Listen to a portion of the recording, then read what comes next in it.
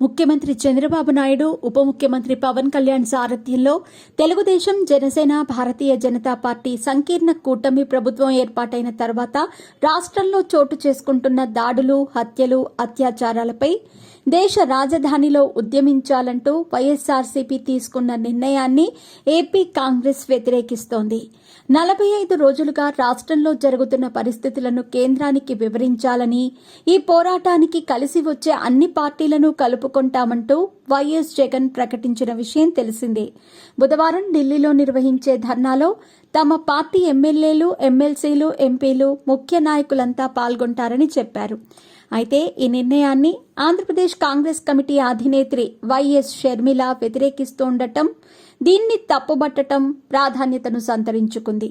ఏపీలో హత్య రాజకీయాలపై దేశ రాజధానిలో వైసీపీ ధర్నా చేయటం ఎందుకంటూ ప్రశ్నించారు.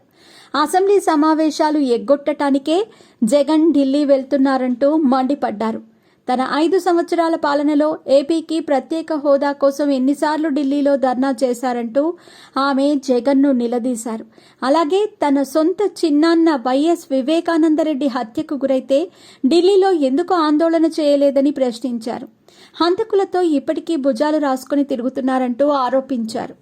జగన్ అధికారంలో ఉన్నప్పుడు ఏపీకి ప్రత్యేక హోదా, పోలవరం ప్రాజెక్టు నిధుల బకాయిలు, కడప, విశాఖ ఉక్కు ఫ్యాక్టరీల గురించి ఏనాడూ పట్టించుకోలేదని, వాటిపై ఏనాడూ ధర్నా చేయలేదని ధ్వజమెత్తారు. పార్టీ కార్యకర్త చనిపోతే ఢిల్లీకి వెళ్లి ధర్నా చేస్తానంటూ ఇప్పుడు చెబుతున్నారని ఎద్దేవా చేశారు. అసెంబ్లీ సమావేశాలకు హాజరు కాకుండా తప్పించుకోవటానికే ఈ ఎత్తు వేశారని షర్మిల అన్నారు. వైఎస్ఆర్సీపీకి ఉన్నదే 11 మంది ఎమ్మెల్యేలని, ఉన్న ఆ కొద్ది మందైనా అసెంబ్లీలో చర్చలో పాల్గొనరా అంటూ నిలదీశారు. వినుకొండ హత్య వ్యక్తిగత కారణాల వల్లే జరిగిందని పోలీసులు కూడా తేల్చేశారని షర్మిల అన్నారు.